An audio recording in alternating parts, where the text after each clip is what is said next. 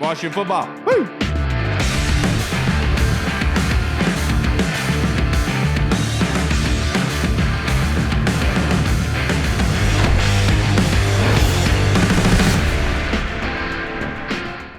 Hello, everybody, and welcome to the Burgundy Zone. I am your host, Kyle, and I am joined by my two co-hosts, Michael Hall and Michael Reed, but we are also joined by returning guest and friend of the show, Lake Lewis, owner of Sports Journey. How you doing tonight, Lake? Hey, how you guys doing? I appreciate you having me on. Oh, absolutely, sir. We haven't had you on for a couple months, and so we have to get your reactions to free agency. The Washington football team goes and gets Ryan Fitzpatrick. They brought in Curtis Samuel and William Jackson III. How excited are you after these signings? I'm really excited. I think they've definitely improved their football team. These weren't necessarily the splashiest signings, but for Washington and fans of this football team who knew what their needs were, they addressed three huge holes. And I think it enables them to open up the draft as far as not having to press for those specific positions. So now they can really go with that best player on the board mentality. And I think they've put themselves in position to battle to keep their crown in the NFC East. Yeah, I mean, we all talk about it. We love their acquisitions. One rumor floating around right now is that former first-round pick Patriots wide receiver N'Keal Harry is going to be on the block, and Washington is apparently the team that he wants to go to. It's being reported that we are his preferred destination. Is that a testament to what Ron has done? Usually it's like nobody wants to – we're not a preferred destination unless you're a free agent who wants to make a lot of money. But do you think that that's just a testament to what Ron's doing here? Yeah, I mean, I think it's that, but I also think that he's a smart young receiver that understands that this still needs a big target. Yeah. The biggest receiver on the roster as of right now. I mean, Antonio Golden Gandy is a big receiver, but he's slight of frame. Then of course you have Cam Sims, who's slight of frame. And no offense to those guys, but Gandy still has to prove that he can, that he can play at this level because he didn't do much last year as a rookie, battled some injuries and just inconsistencies. Cam Sims makes the tough catch, but then drops some balls that he should catch. So he still has to prove himself in a more of a defined role next year. So I still think that they need a big possession type wide receiver, that's going to be a guy that maybe you can use in the red zone. Maybe a guy that in this offense you can even put inside every now and then, and play some tight end if you have to, just maybe in passing situations. So N'Keal Harry would be a nice find for them. But there's some other guys out there. There's a guy by the name, I tweeted about him, Michael Strachan, that, from Charleston College. And he's a big wide receiver with some size. A lot of people don't know about him, but he could be another guy that you bring up and see what he can do. But he's like 6'5", 220. So I do think that they do need guys with the size of N'Keal Harry as well. Sure. Yeah, I agree. Fitzpatrick usually thrives with those big body guys on the outside that can get the 50-50 balls. So as far as the upgrades in free agency so far, I do think that the team is better all around now. What's the position of need that still they need to attack going forward, whether it be draft or free agency? I mean, clearly they still need to look at a left tackle. I mean, I thought that, Cornelius Lucas and guys who were there last year played well collectively. They did. They didn't do, poorly or anything by any means, but it's still the most important position on your offense outside of your quarterback. And, you need to make sure that position is lock solid. Jerron Christian, is another guy that, is coming back off a leg injury. They're going to give him a chance to see if he can, take the job again.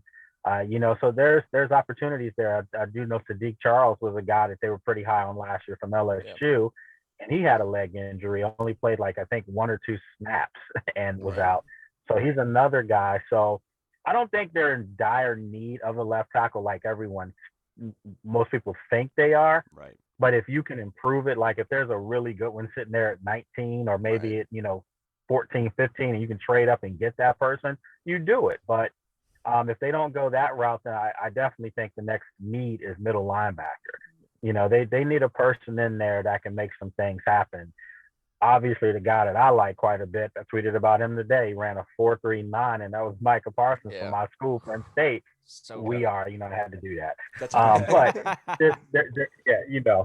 there's no way, he's falling to 19, not after what he did today.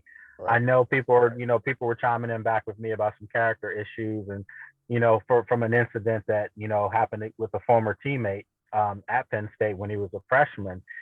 Listen, guys, I'm not condoning that by any means. It's something that, if it did happen, because he said it never happened, but if it did happen, it was poor choice, terrible choice. But I don't think when you start throwing out character issues, those are red flags that make people think that this guy's constantly in trouble as opposed to, an 18-year-old hazing type of situation. You understand what I'm saying? That's a 100%. Bad look. I'm not letting anyone haze me and never have, even when I was in college. But at the end of the day, that doesn't make those people just horrible human beings 3-4 years later. So I think you have to keep that in perspective. Yeah, and Brian Mitchell on 106 today actually made a great point. Say it's not like he was getting into criminal matters off the field. It's just an issue that he had inside the locker room, right? It's completely different. Now, the question I want to ask for you, Lake, here is Snyder looks like he's going to be buying out the minority owners and going to be 100% owner of the Washington football team. Do you think this is the beginning of the end of I call it the Snyder saga? Man, I mean, I'm going to be honest with you guys. I was really surprised to see that. It still has to be voted by the owners, but if they've allowed it to happen, more than likely they've already said they're okay with it. Right. Let's face it, this guy's made those owners a lot of money over the years. Even when Washington was down and out, he still was making money for these guys, and that's how it works in the NFL. As far as the owners, it's the tight-knit, tight group, and it's a good old boys club. It really is, and I'm surprised because if it's true that maybe a Jeff Bezos or whatever was interested, he's got way deeper pockets than Dan Snyder, and by default, he could have bought this team and made them more value as far as their overall value as a club, and he would have made the owners more money naturally. But I think sometimes there's some owners that don't want to be, man, I wish I was in this situation, but I think there's some owners out there that don't want to be out deep pocketed, if that's what you can say.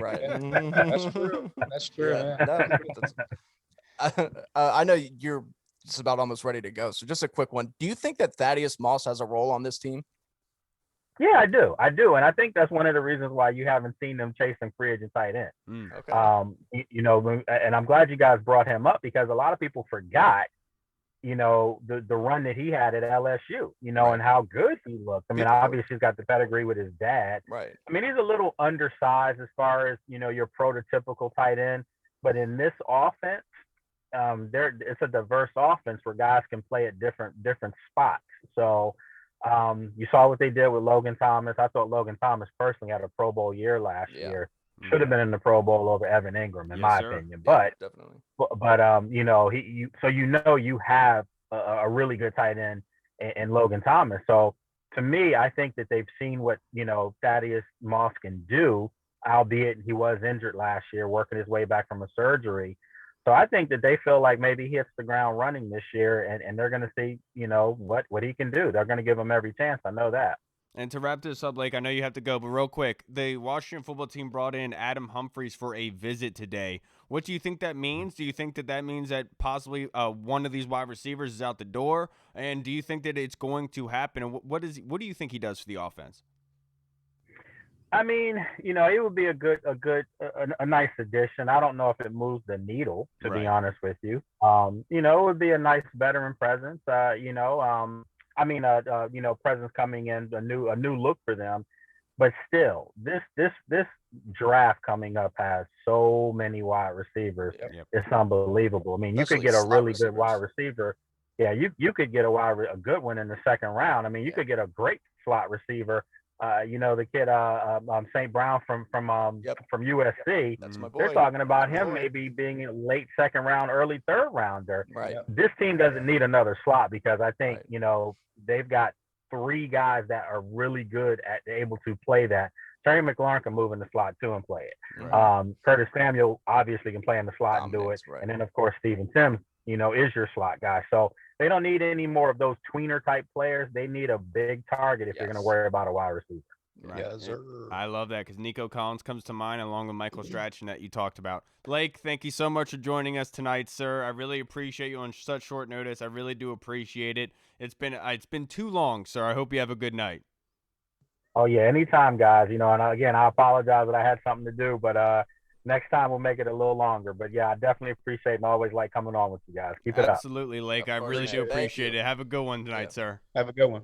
Take it easy. Take care now. All righty.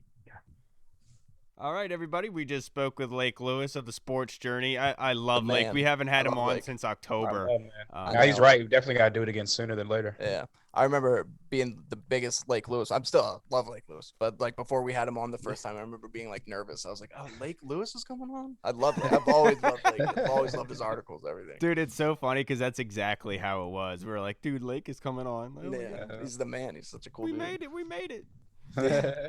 No, but so let's move on to our fan questions because we have a lot of them. And we have some repeat ones, but the first one is from Sean in Florida, who actually just had surgery the other night. So, Sean, hope you feel better, brother. Hopefully feel the better, recovery's going well for you, sir. Yeah. He'll look quick, man. Yeah. And so the question he has for us is, if you could be solely responsible for the renaming of the team, what would they be called? Hall. Wow, that's a good question. I mean, you already know I've been a fan of the Washington Warriors since the whole "we're gonna change the name" thing even came about.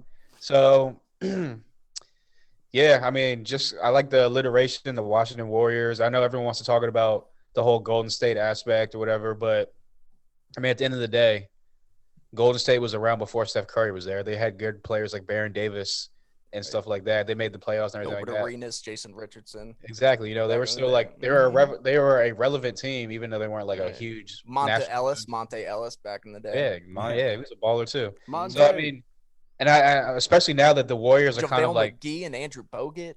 Hey, Bogut, that was my guy too. But now, especially because they're like the Warriors are like a down team right now. They're not winning championships. They're barely scraping to get in the playoffs at this point. So I think that we could come up and kind of claim that Warriors title, if you want to call it that. So I would be 100% fine with the Warriors if it was me. Yeah, look, I'm there with you. It would be Warriors for me. I know everyone's going to say that's so generic. It's not, dude. There's no other professional sports franchise that honors their military. Nobody else in the world. We could be the only ones to do that because people say, well, the basketball team, I want something unique to us. This could be unique to us. Yeah. Being an armed forces kind of based kind of thing, and it's that aspirational aspect where, you know, it's kind of leading by example what you expect out of your players to have a kind of ceiling, or not a ceiling, but a floor to live up to. Say, look, this is what we represent. This isn't an organization you come to and just bullshit around. This is something you come and you put everything into. And when you're talking about the local aspect, armed forces is really geared towards this area in particular. I think it would be a slam dunk. I've talked about it many times, the Warrior Wall, having an LED type of screen that, like, you know, you could go up and have somebody who is in the armed forces or something like that on the screen, and you're like, let's go see Dad, let's go see Grandpa. You could go up and take a picture with them and everything on the LED screen, look them up. As a Washington fan, I feel like that'd be a really cool aspect from it. And with everything here going on, I would absolutely love it because you could do different uniform combinations with it, and you don't have to keep yourself in a vacuum.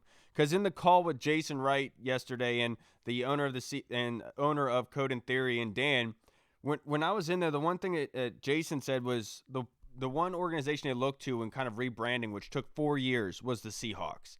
It took 4 years, and you have to think about their uniform combinations. Yeah. They are sick. They are top of the line, and they have multiple. And that's the kind of avenue I would like to go down, because I know people like to say, don't move away from the burgundy and gold. I'm not trying to, but you can still have specialty uniforms that are modern. Or gray or right. You can still honor the past, but have modernized type of jerseys and stuff like that, and color combinations and specialties. I would love that aspect from it. Absolutely. And the term Warriors goes a lot further than just the armed forces. You're talking about Tanya Snyder, who overcame cancer. Ron Rivera overcame cancer. They're warriors. You know what I'm saying? So, like, there's many different ways you could go down it. So, for me, Sean, it's Warriors without a doubt. What about you, Reed? The Washington Denzels. Just name it after Denzel Washington. That would be tight. I'm talking, you can call training camp training day. You can you can do all sorts of stuff. So, yeah. No, I'm just kidding. No, the Washington Red Wolves. I'm just kidding. No, I don't like that one. The Warriors. I'm a plain guy. You know, whatever they come up with, I'm sure I'll like. It'll grow on me. I didn't like football team. Hey, it grew on me, pal. I like it now. The Red Wolf species I'm not sure it's going to outlive the existence of the name that these guys are living with, dude. It's like there's like 5 Red Wolves left in the world. It's like a cult, dude. Like, why would you want to name your team after a beta animal? You think they're gonna be mad when like they don't name them Red Wolves? Yes, they will be. Oh, they're I gonna guarantee flip they out. will. Yeah. And They that's will why, be. like, I had a whole issue with it at the beginning because I was like, you're getting all these people hyped up for a really ridiculous name. Yeah. Like, it's like And You I'm know what's telling you, actually funny? people are gonna sound like Bobby Boucher trying to tackle somebody when they're 5 to 10 beers deep at the stadium. They're like, "Arr!" Like, it's gonna sound ridiculous. Like that. I howled in high school. It happened at our football games. Got really annoying after the first time. I only can imagine what it's gonna be like with a bunch of grown adults doing it all game long for Plus, 8 times a season. right. It's gonna be Plus, ridiculous. all you people who are like, and then they can also donate to the Red Wolves Society, so that way we can save these animals. You don't care about these animals. You just say that because it helps your cause about this being a cool name. That's just something else that you can throw on there that you can do, like howling at a game. I don't care. I don't like it. Stop. Pretty sure You like don't the last care time I about those howled- animals. You never cared about those animals. You don't Pretty sure care. the last time I howled was like NWO Wolfpack. I'm like, ow. Yeah, see, that's tight though. That's pretty. That was tight. Exactly. That was tight. Another aspect for the Warriors, I've said this before, like, all right, so let's just imagine it's a night game, right? It's a night game, the lights go dim, the players are still in the locker room, whatever, lights go dim, all of a sudden you see somebody come out of midfield and they say, Washington, what is your obsession? And then everyone in the stadium, Bruce Jenner. and then all of a sudden, the music starts and the players get ready to come out to the field. That would get everyone so hyped up, a lot more than howling throughout the entire game. This would be isolated to just before the game to getting everyone pumped up. I would much rather go down that aspect. If you're going to talk about chanting or anything, I feel like that has the juice, not this stupid howling thing. Now, Sean's second question is, Reed, is there any chance that Redskins comes back based on Dan Snyder becoming the majority owner? Unfortunately, no. I think that name is it's gone. It's there. I mean, it's gone. It's too late at this point. It's once as soon as they changed it, it wasn't coming back.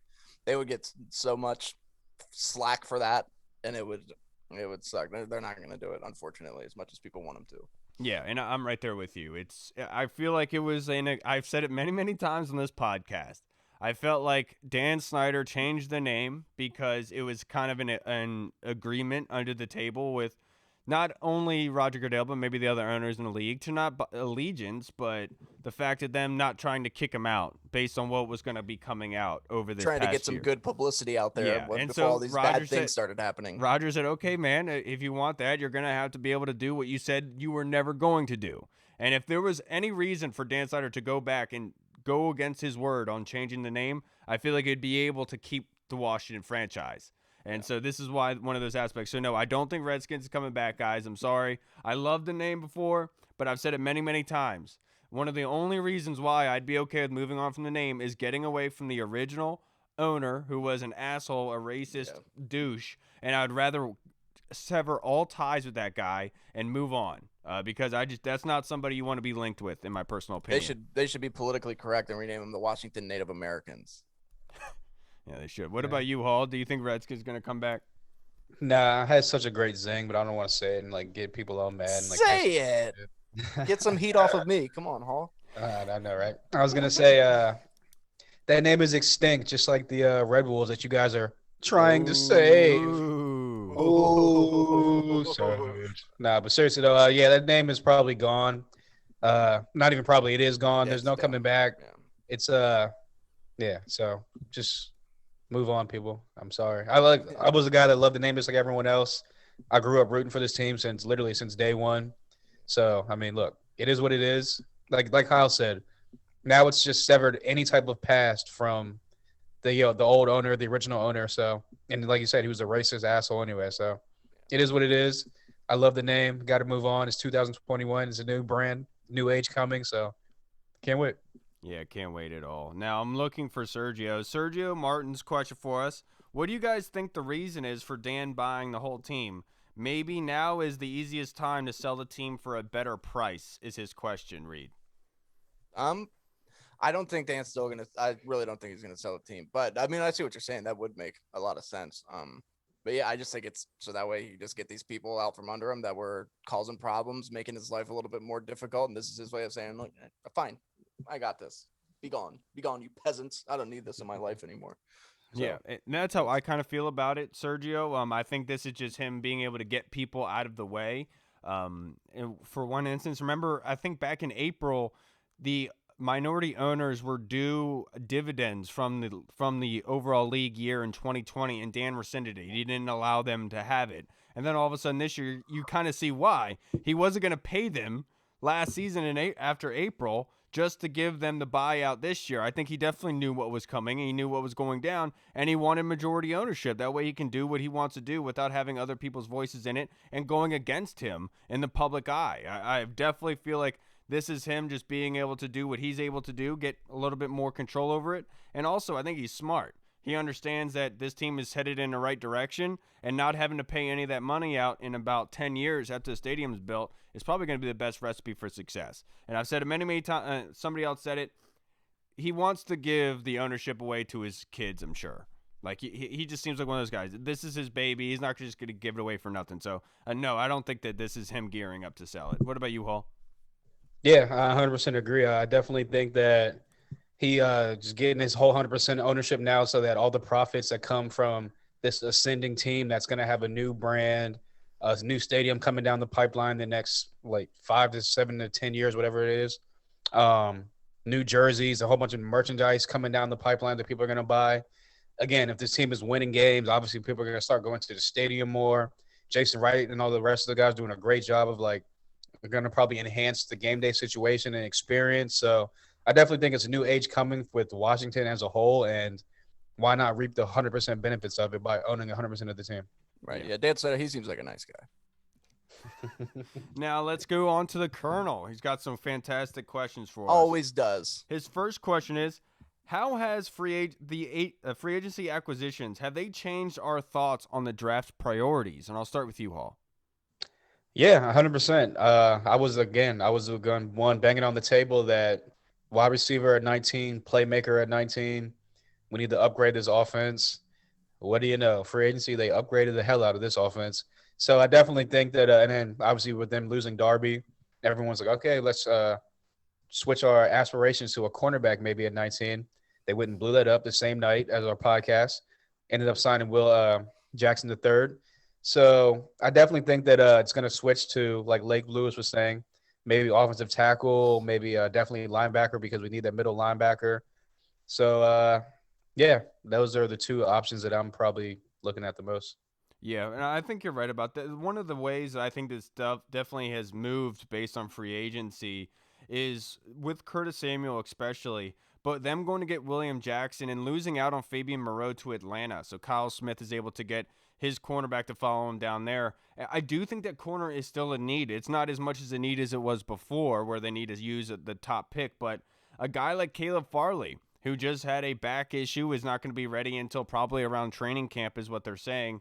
And he's falling down draft boards. Now, if he's there somehow with the second-round pick, I think they'd go ahead and pull that trigger, because you're going to need that cornerback help at some point. You know, you have Jimmy Moreland here, and he's a great slot corner, and he can even play outside, but the depth is kind of thin at that point. And I know they brought back Danny Johnson, but at the same time, you need playmakers. And so I think corner is still somewhat of a need, but it's linebacker by far is what their biggest need is right now. Yeah. And then wide receiver, I don't think wide receiver is going to be selected in the top 3 rounds, to be perfectly honest with you. Still? Nah. I think Even though Curtis Samuel can't really play outside too well? No, I think it'll. I mean, look, depending on if they get N'Keal Harry in this trade or not, right? That'll definitely, obviously, that would. Yeah. But I definitely think that with two third-round picks that they have, one of those will probably be spent. I honestly think that there's still a chance they could go wide receiver in round 1. I don't think that they will, but there's a chance that they could. Yeah.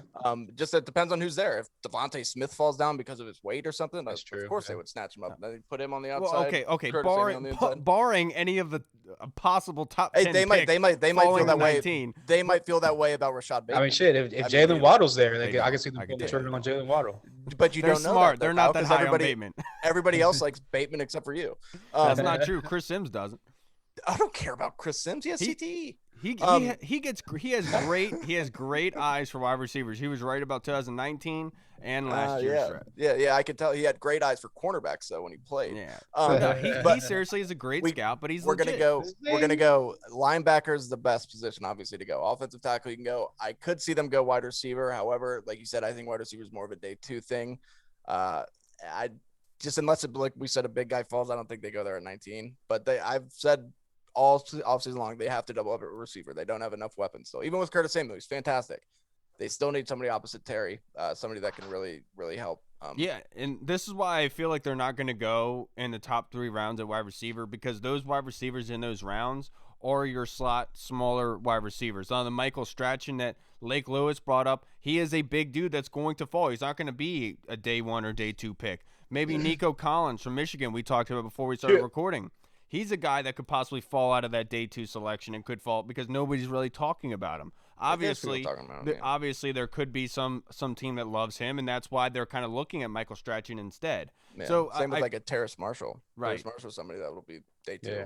And so or could be. I really do believe that it's going to be offensive line heavy in that first round. But I definitely think wide receiver was put on the back burner just a little bit, along with what's it called, wide receiver. Oh yeah, it's not as big of a need as linebacker or anything. Right. But if they're not in love with one of the linebackers there, and there's a receiver there, I will say this though, the fact that I know he's like a bigger body type of guy, but the simple fact that they're still talking about adding a tight end or adding another wide receiver or playmaker type, that's why I said I do think it'll be the first 3 rounds, at least maybe like second round if they trade back or something like that, acquire more picks, right. or maybe like one of the 3rd round picks that we have, just because, like I said, we need at least one more solid weapon on this offense to kind of really what I've been saying, right? So, Yeah, love Curtis Samuel. That was the first step. I got you. I just don't think like any of the players that fit that Z mold of what they're looking for Right. are going to be in that range in those rounds. Right. I mean, that would make sense why they would maybe possibly Right. trade for N'Keal Harry, because they don't really see that guy in the first 3 rounds. Terrace Marshall's not going to be there at 51. Right. I mean, that's And now, Colonel's next question is in free agency. Thoughts on whether we should bring back Quentin Dunbar on the cheap for depth, and would we be at all interested in Alejandro Villanueva, the left tackle from the Steelers that is currently a free agent? And I'll start with you, Reed. I don't know. Alejandro Villanueva, he's definitely interesting, and I think we all respect him for what he's done off the field and even what he did on the field. I mean, he was a fantastic player too. I don't think that they'd bring him in. I think that they kind of would rather just stick with Cornelius Lucas and Jerron Christian. But I think it would definitely be an upgrade over Christian for sure. And then what was the other part of that question? It was, should we be interested in bringing back Quentin Dunbar for depth? Oh, could they, Dunbar's interesting because I loved Dunbar when he played here. If you could get him on a decent deal, I would be okay with that. But I don't know how many bridges he's burned since he's been gone, Now, one thing I will say, Colonel, I don't think Quentin Dunbar is in the plans or even thought about. Because, what's that one video from Ron Rivera talking to his guys and saying that somebody went to the media and talked about how the difference between the way things used to be and what he's doing. And he's saying, if you want to get to where we're going, you're not going to be a part of this. If you think this is okay, we're changing it. You know what I mean? And that's where that kind of bringing that old mindset back into that locker room. I think he's trying to move on from that. So as much as Quentin Dunbar is a great athlete, I know that everything off the field got taken care of and everything. I just don't think they want to bring that kind of possibility into the locker room. I think they want to continue moving forward. Now, Alejandro Villanueva, I think they should go and be interested in looking for depth behind Cornelius Lucas. I know Jerron Christian, I don't think they're very impressed with Jerron Christian, to be perfectly honest with you. I know as much as everyone likes to say Sadiq Charles could be a left tackle, I still think I said last year before the season, when we broke him down, we said he was a guard. I think he was better suited as a guard in his first year simply because of the shortened off season and the fact that he needed a lot of time and work. Yeah. And so being injured, I still think he needs to work to be able to move to left tackle. So I think he's better for that guard situation. So bringing in somebody, a military veteran in Alejandro Villanueva, who was stationed over in Iraq, with Army veteran, was over there doing work for us, coming back and actually being a pretty good pro. I think this is somebody you could be confident in bringing in and being a backup for you. He's the Ron Rivera mold. He's a Ron Rivera type. And we talked about it with Zach Selby that, he's kind of the mold of what Ron Rivera is trying to do here, a militaristic type of aspect from it. So I would love for them to bring him in for depth. What about you, Hall?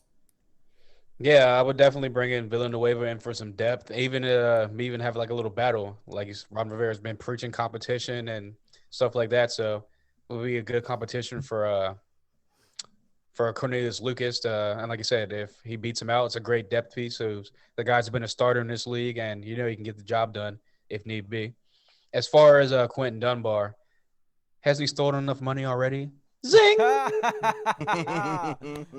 Very nice. Very nice. Nah, but the dude's always injured. So, at this point, and again, I Reed's feel like jealous. You had a great joke. That was a fantastic one. thank you. I Hall's was taking over right now. I know. I'm trying to get some heat off you, Reed. Thank you. Nah, I but know, seriously I though, appreciate it. yeah, I just think that he's already burned the bridges here in Washington as far as wanting to resign, and like you said, they had a deal set up with the old guys, and Ron comes in and says, "I want to like a show and prove it type of thing." So instead of showing and prove it like a man, he kind of just like, "I want out of here. No." So Yeah. that kind of tells me you don't really want competition in your life. You kind of want to just be handed the job, Right. and we don't do that anymore here. So sorry. Yeah, you're absolutely right. Now, Colonel's last question is he just wants to know our thoughts on James Conner and possibly bringing him in. What do you think about that, Hall? Oh man, another guy with a great off the field story. Overcame cancer and stuff like that. So it'll definitely be a great locker room piece as far as building the character of the locker room. Another like guy that obviously teammates would love him. He's a big character guy, but I just feel like we can go younger and less traction, less mileage on the body as far as injuries and rush attempts in the NFL. We can get a guy like that in the draft. I hate to say it, but there's at least a couple hundred James Connors out there, you know? Yeah. Look, I love James Conner coming out. I wanted Washington to take a look at him and draft him when he was coming out as a rookie. Great story. He does really well. If he could put on weight, I think that he could replace Peyton Barber as that kind of short yardage third down I was back just about to say that. and do it really well with some added ability. But you know what Yeah. they say, availability is the best thing you could possibly have in this football league. And obviously James Conner has had a bunch of injuries. So you pay a player for what they're going to do, not what they have done. And so obviously when you look at James Conner, there's big question marks there, Colonel. So I would say no at this point in bringing him in. James Conner's another person who, like, off the field, his story is just so incredible with everything that he's been through, like from college to now. But I mean, yeah, it's kind of like he's just he's a jag, just a guy. And unfortunately, and he came down quickly too. He was playing at a high level. Now, Swift to Punish and Tony Shivers, they had the same exact question. How do we feel about Adam Humphrey, Hall? Yeah, I mean, that was a Humphreys, guy that, sorry. yeah, that's a guy I had on my fantasy team for a couple of weeks before he got injured. He was putting up pretty good numbers. So he's definitely a guy that works out the slot. He had his best career games. My player comp to him is Danny Amendola. Yeah, exactly. He's another Danny Amendola type guy. A white slot receiver, guys. Yeah. But yeah, he had his best seasons with Fitzpatrick down in Tampa Bay whenever Fitzpatrick was on his illustrious NFL career. Yeah, you know what? His stats for that year, his highest statistical year in his career, 76 receptions, 116 yards, and 5 touchdowns. Yeah. 116 yards? 816. Oh, I thought you said 100. I was like, what? Sorry. I was like, damn, he's been terrible. 816 yards. I was like, he's averaging like a little over a yard a catch. Catch a bunch of 1 yard touchdowns. 76 catches for 116 yards. Damn. Nah, but the only thing that could kind of concern me about it is the last 2 years he's been injured. A lot of injuries have been racked up. He's a guy that's had a lot of concussion issues, which obviously when you're playing in the slot, you're going to be working across the middle, down the seams a lot. So it's going to happen to you. So that would be my only concern. But if they signed him, obviously it's an upgrade in the slot with Steve Sims and Isaiah Wright. It's a guy that can probably come in from day one. It's going to already mesh with Fitzpatrick, and they'll probably be on the same page from day one and contribute right away. So if they sign him, I would be ecstatic. Not really ecstatic. I would be happy. If they don't sign him, that's kind of just, it is what it is. Yeah, and they're bringing him in for a visit. He started 21 games in his 7 years as a pro. He's only 27 years old. Obviously, he does have some wear and tear on him. But in his career, 279 receptions, 2,931 yards, and 13 touchdowns. So it's not like he is heavily used. He's not a Wes Welker. He doesn't have that wear and tear on his body that's overly crazy. But it's really enticing the fact that his best statistical year came under Ryan Fitzpatrick. That really does bring another aspect into this. And I think it's a direct correlation of Steven Sims because Humphreys can do punt returns. And so bringing him in here, he has a familiarity with Ryan Fitzpatrick. He could help you out in special teams. I really would like that kind of aspect from it, in my personal opinion, if they do sign him. Yeah, no, I mean, if he replaces, I mean, he seems like a nice guy, but I'm sure I would be okay with Steven Sims getting replaced, I guess. I feel bad because he's such a nice guy, but, yeah, no, Humphreys, I'd be all right with it. He's definitely, whatever Rivera and them do, whoever they bring in right now, I trust, just because after last offseason, it was like they were bringing in like Wes Schweitzer, and we're like, what the hell? What are you doing? Come on. All these people, and they ended up playing very well for us. So if they think that he can come in and contribute to this football team, be it a return man, be it maybe they want to put Samuel on the outside and have him in the slot, do whatever you got to do. A lot of 4 wide receiver sets. I don't know, Humphries, play him at tight end. I don't care. Get him on the field. Play him at tight end. Oh, that's hilarious. Now, Andy from the UK, Burrows, and the DC Oi. Tweet team, Oi, Oi. has a question for us. If you were put in charge of the game day experience at FedEx, what would you bring to the table, Hall? Damn, why y'all dropping all these good questions, man? All these thought-provoking questions. Chill, just ask the stereotypical stuff. Come on, guys. Nah, but that's a good one. I would definitely do something to cut down on the traffic as far as like getting in and out of the stadium, because that's a pain. I'm sure it's probably the same in like every stadium, but like I just feel like in Washington and Landover, it's just like over the top, ridiculously horrible. And if I had I would definitely put like a bigger, like a screen, make it more viewable from the parking lot people. So people want to tailgate, they can actually watch the game on like a big screen from the stadium or something like that. If we get bored, we can just go chill like on the trees outside the stadium. Yeah, exactly. And I would definitely lower the prices as far as like food and beer and all that stuff. Yeah, thank God. That's crazy too. But I mean, again, I feel like, well, except for Atlanta, because Arthur Blank's like a genius and lowered out the prices, and prices boomed. But yeah, that's what the 3 things I would do at minimum. Yeah, look, I've said it many times. I would lower the prices of especially food. Beer, like, look, you can upcharge on beer. People are going to buy it regardless. But the food, especially because, like, with people with kids, everything, trying to make the experience better. If you lower those prices, actually going to come back into your wallet because there'll be more people buying. I think that was something that was proven with Atlanta a year after they had made that move. Now, I've said it many times. I said it to Jason Wright in the interview a long time ago that I think that they should have a family section in the stadium where, the beer's not allowed and all that other stuff. So that way, like, if you want that atmosphere for your kids and for your family to go into, and you could do it at an upcharge. To be able to pay for peace and quiet, essentially. And I think that would be a good aspect. I've also talked about having like a FanDuel tent, whatever, gambling at the stadium, so you could go up and place your bets during the game, before, after. I think that would be a really smart aspect from them in that sort of capacity. And then changing the music, dude. I'll never forget, Rick Ross had come out with Big Money Fast, BMF, back in late 2000s.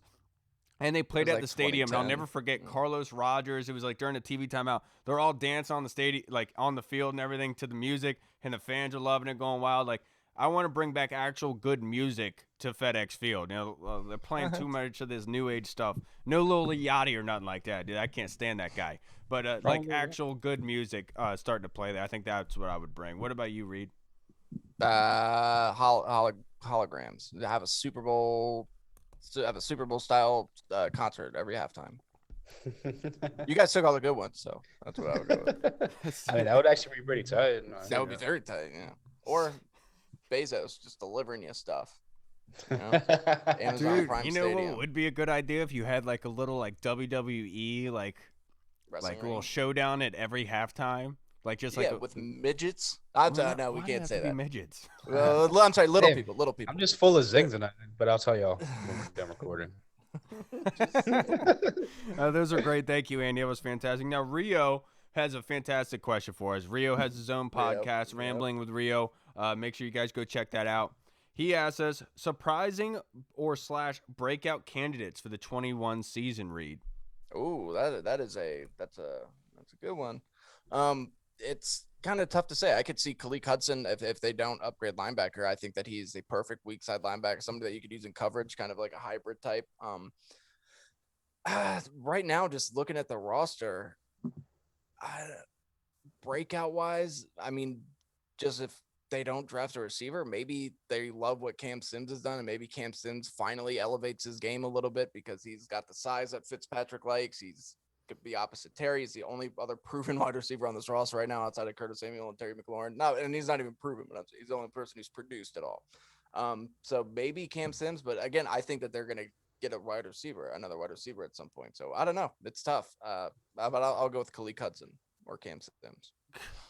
Dude, you just I'm you also couldn't just gonna go with with- Cam Sims. You had to come in and just steal my guy. It's Yeah, I said it. It's Khalil Hudson. He showed out really well in a couple of snaps that he had last year, and so maybe in his second year under Jack Del Rio and Ron Rivera, he takes that big stride, especially given the fact that they haven't made that many moves. I know that they signed David Mayo, they re-signed Jared Norris, but I feel like those are more like special teams guys. And Khalil Hudson, based on his skill set, I think he could be a vital piece for them. If not him, then Josh Harvey Clemens. I think that he could have a breakout year, kind of like KPL did, where not breakout, but like kind of like fans are like, oh snap, is that good?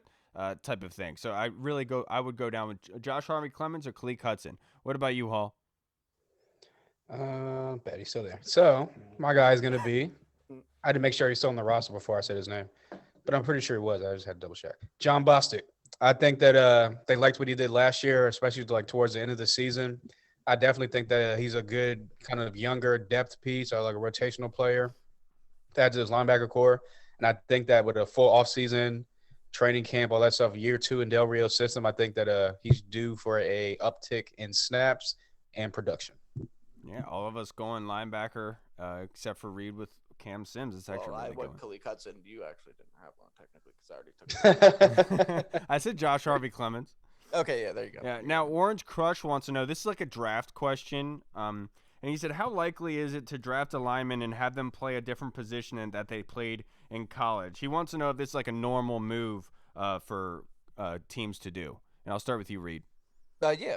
I mean, like, are you talking about like Brandon Sheriff, how he was drafted? He Yes. was tackled all throughout college. Yeah, I think you're going to see that with a few guys. Well, he's saying, like, he's asking, is that like normal? Like, is that something you see all the time with these college guys? Mm-hmm. Yeah, and you'll see it a couple times this year too. Like I said, like Elijah Vera Tucker, somebody, Rayshon Slater, somebody who could play inside. Even though I think he's a very, very good tackle, you should stay outside. But yeah, there's always all these undersized tackles or like athletic type guys that are kind of undersized, usually side inside. Like Brandon Sheriff was a left tackle. We drafted him to play right tackle. Morgan Moses played really well, so we're like, okay, well, you can play guard too. We put us from inside. Happens all the time. There's all these people that you look at that are guard/tackles. Yeah, and I think the best way I can kind of break this down, Orange Crush, is like imagine it like it's gonna be really weird and stupid, but imagine it's like you're a 5th grader at recess and you're playing football out there. You're going to be the biggest kid. You're going to be the most violent. You're going to be stronger, whatever. You go to 6th grade, and let's say, I know there's no recess, but you go to play football with the middle school kids, you're not going to have that same kind of presence. And that's how it kind of goes with the draft of some of these prospects, especially Brandon Sheriff. When he was at Iowa, he didn't need the speed to go around with these edge rushers that he was going to face in the NFL. And that's why he had to translate to guard. Short arms. Yeah, he was short, but he was very strong, very physical, and that's why he translated to that guard spot. So it's all based on the player and the fit in that offense. You know, obviously you have the zone run scheme, you have the strong power scheme. You have somebody like Isaiah Wynn for New England, who probably most people thought he would switch to guard, but he's undersized, he's 6'3", but New England kept him at left tackle. Yeah, so like when some of these players, like when they're on their college teams, they don't have somebody better than them that can play the most pivotal spot on that offensive line. So they plug him in at left tackle or tackle on the other side and make sure that they can keep the quarterback safe. Whereas up here in the next level, there might be somebody as good or if better than them at left tackle, so they'll slot them in somewhere else where they're flexible enough to be there. So it is somewhat normal, but when you have a left tackle that's coming out of the draft and is going to be a left tackle, generally those are some very, very good players. What about you, Hall? Yeah, pretty much agree with everything you guys both said. I think it starts like in the college level where college level is all about speed and like athleticism. So the biggest, most athletic guy on the field is usually going to be your left tackle because he's a guy that can step out and make those wide blocks. He can pull. He can get out in the screen game. He can run down linebackers and crush like, you know, safeties and DBs and stuff like that. So once they get to the next level NFL, they're like an undersized left tackle going against a DN that's like heavier than them or like bigger than them, taller than them, has longer reach than them. So you got to slide them inside to that guard position. So yeah, pretty much like you guys said, it's like more common nowadays because of the speed of the game and the more athletic that guys are nowadays. And like you said, usually if the guy that plays left tackle, he's more of a bigger, solid kind of like not really not I wouldn't say athletic guy because left tackles are athletic, but you know what I'm trying to say? Like he's Yeah. not more of that slimmer kind of like built type guy. They're more of the bigger, like brolic guys. Yeah, and guards generally they're able to pull and be athletic in that kind of aspect, but they're not as quick with their feet and being Yeah. able to get back Right. in their drop step with their feet. And that's why whenever you see these prospects working out offensive line, especially left tackle, they're going to want to see their drop back in their kick against pass Right. rushers. So in the Senior Bowl, whenever you see the one-on-one drills with defensive linemen speeding up against linemen in that cone, they're trying to see how fast the lineman can get back to that cone off their kick step. That's all it's based on, being able to match speed. Think Really. about like the prototype left tackle for today's NFL is Trent Williams still. That Yeah. Just like with his athleticism and size, like I don't think it gets really. Yeah, he's much better than strong. him. He's physical. Yeah, He he's imposes athletic. his will, and he's athletic. That's what Jackson Carman, baby. He's my mold. That's his comp for Yeah, him. he's not. Anyway, keep going. He is. No, he's not. No, He is. no, Now I would tell him that too. Now let's go into our player breakdown, our NFL draft player highlight that we are going to look at for you guys in the. He's not going to be an All-Pro, Kyle. I'm just. Now let's start us off. Let's go with Reed. I am going to do Jamin Davis, linebacker out of Kentucky. He's somebody who is really people have really started to take notice of him as of late. He's 6'4", 234 pounds. He can play inside linebacker. If you have, like for us, he could play outside linebacker. He's very, very athletic. Let me pull up his stuff right now. He's got, like I said, he's 6'4", 234, so he's got very good size, a good length. He's actually pretty good in coverage. I saw him a couple of times in man coverage, and I was very impressed with him sticking with tight ends that he just stuck with him like glue, knocked a pass down. And running backs as well. You could cover them out of the backfield. Pretty good ball skills too for a linebacker. He does a very good job wrapping guys up with his long arms. He kind of has a lean frame, and that can be kind of concerning. But we've seen today's NFL, some of these guys, it ends up being not really an issue, and they end up using that as an advantage. Actually, I don't really know how good he is at blitzing or any of that stuff. I didn't really see him do much. I didn't really see him get to the quarterback or anything. And he kind of seems that sometimes it can be a good thing to play full speed all the time, but sometimes it can be a bad thing. I think he kind of runs into a lot of problems with that. But he's produced in college. He's somebody who I think Washington could really look at in round 2 if he's still there. And yeah, my pro comp for him is Zach Cunningham from the Texans, somebody who's led the NFL in tackles a few times, and they're very, very, very similar players. That's a great one. All right, Hall, who's your player breakdown? I don't know what it is with you two having to select the same positions for each breakdown you do. Well, that was my fault today. Yeah. I'm just, I mean, you know, great what are you minds gonna think do? alike. So I mean, what can you do? And we have the same name. We're Yeah, both. I mean, that's We're true. both African American. Like, I'm doing Jeremiah Wusu Koromora, Notre Dame guy. He's from Hampton, Virginia, so he's from the DMV kind of. I didn't know sorta. that. He's from Virginia. I wouldn't call that deep, but he's from Virginia, so he's from the area, kind of, sorta. Went to Notre Dame, 6'1", kind of slight of frame, 215 for a linebacker, but guys like Darius Leonard pull it off, Yep. and he's all pro. They have him comped to Derwin James, but probably because his size, his build, right. his speed. He loves to play in the box. He's a hard hitter. He's pretty good in coverage. Very good. Very good. Yeah, very good in coverage. He's pretty good blitzer as well because of his speed and stuff Yep. like that. He does a good job filling gaps. Speed allows him to play fast and climbing blocks, being able to scrape past the line of scrimmage and stuff, scrape off to the ball and stuff the running back in the hole. He moves around the field like kind of like a loose hip defensive back, but as I said, goes into his whole coverage skills. He can definitely run with the tight ends down the seams. He can definitely cover the flats as far as like those halfback swings and stuff like that. If they want to try to run a wheel route on him, he can recover, swing his hips, go downfield with the running back. Some of his weaknesses are obviously his body type. Like I said, the only person to really kind of do it in the NFL and really excel at it is Darius Leonard. Mm-hmm. And so, I mean, if you're 80% of Darius Leonard, you're going to be a baller in the NFL. Right, yeah. So hopefully that he can turn out to be that, something like that. He doesn't really play with the linebacker fundamentals yet. So hopefully if you get to a team like Washington, guys like Jack Del Rio, Ron Rivera, who played the position so well, coach the position so well, can kind of build him up and turn him into that guy. Plus, I think with an NFL kind of regimen, he'll bulk up a little bit more as well too. Uh, he's definitely a big hitter. People love the thump that he brings to the team. He's definitely a guy that has no fear in him. He's gonna go head to head with you straight up. But another weakness is he'll try to go for the LaRon Landry kind of a big hit instead of making the simple wrap up tackle. And obviously, that's been a huge problem for years of watching him. Not really last year as much, but it's a huge problem with tackling. So I'd rather see a guy wrap up. And again, guys like Jack Del Rio, Ron Rivera, they're not gonna go for that. They're gonna say wrap up, do your job. You're not gonna play. So yeah, he's a great talent, a great linebacker, and I definitely think that he would excel under guys like Ron Rivera and Jack Del Rio in a Washington defense. It would be fun to watch him roam behind this defensive line. Yeah, and look, and he's like built for the new age NFL, where a lot of these offensive coordinators are trying to spread you out and get you, because whenever you talk about getting a wide receiver matchup on a linebacker or having a tight end matchup on a linebacker, it's generally a win for you. With Jeremiah Wusu, it's the opposite of that. If you put him on the slot, he's very comfortable with coverage from there. He could play press man, he could play zone. He's very good at playing coverage. Now, the one question, Hall, you're 100% right, is in the nitty-gritty, is being in the trenches, coming up and making and filling gaps and actually coming down with some tackles, because he is going to need to put on weight in that aspect. But to your point, if he's under Jack Del Rio and Ron Rivera, they could really get the most out of him in that aspect. You're 100% right. Now, my guy is going to be Davis Mills, the quarterback from Stanford. He was the number one quarterback prospect coming out of high school. I forgot he was. Yeah, and he's had some injuries. Obviously, Yeah. he plays with a brace on his knee.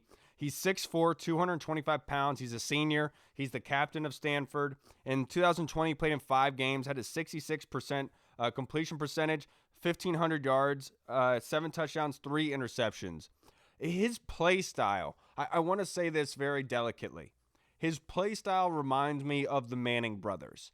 Meaning he stands tall, he's fundamentally correct. He knows where to go with the football, rarely ever panics. But if he is flustered, he can get outside the pocket and, create stuff for you, but he can easily be chased down. It's like he's smart with it. He always keeps his eyes downfield. He gets the ball out quick. It's not one of those guys that has to read the field a whole bunch. But he knows where to go with the football based on coverages and stuff like that. My one issue is against cover 3, he threw a terrible interception, throwing a deep ball in a go route. And everyone knows, if you have a go route running on the right side in cover 3, you have to put that ball on the right side. What he did is he floated it in the middle, and that middle safety came right over and picked him off easily. That's something that has to be fixed for Davis Mills. He has the accuracy to make it in the NFL. All of his balls are right on money, generally whenever he's throwing the middle of the field to the slants and everything. One thing I didn't see is him going through a bunch of reads. But this is a guy that is going to come in. He's a game manager. He is Alex Smith, but a little bit better in the long ball and getting the ball downfield. He's not as much of a runner, but he is a qualified passer. I do think that he can translate to the NFL, but just like a lot of things, it depends on what system he goes to. And I do think that he can operate inside the pocket. He could do a pretty good job, but he has to get better at his awareness around him. A lot of times, he doesn't see somebody coming and gets tripped up in the pocket or stuff like that. So he had big sack numbers. But judging by his passing this year, 1,500 yards in 5 games, averaged 300 yards per game. That's pretty good. Yeah, that's not. Is he somebody? Yeah, is he somebody who you could see Washington? Would he fit if we took a late round flyer on him? Is he somebody you could possibly see developing? Yes, definitely. Because when you watch him, it's not like he doesn't understand what's going on. He has full grasp of what's going on, but he's not going to make something for himself. You know what I mean? Like he operates inside of the system. And so when you have somebody like that, that's easily translatable to the NFL because they can play inside the box. A lot of these quarterbacks that everyone loves play outside the box. They make their own things happen, and usually in the NFL, that screws you over. Because you have to be able to be a mold. You have to play a certain way like Tom does.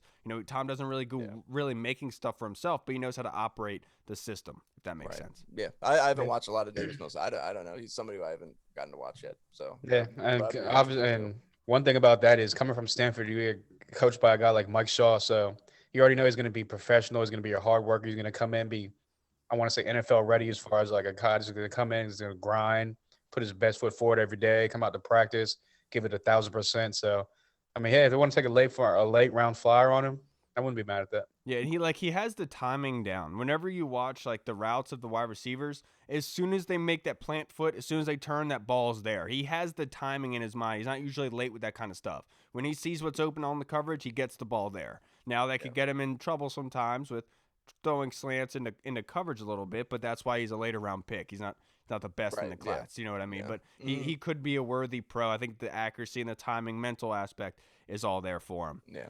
All right, Accuracy's the biggest everybody. thing. Thank you so much for joining us for this episode. It's called 0 to 100.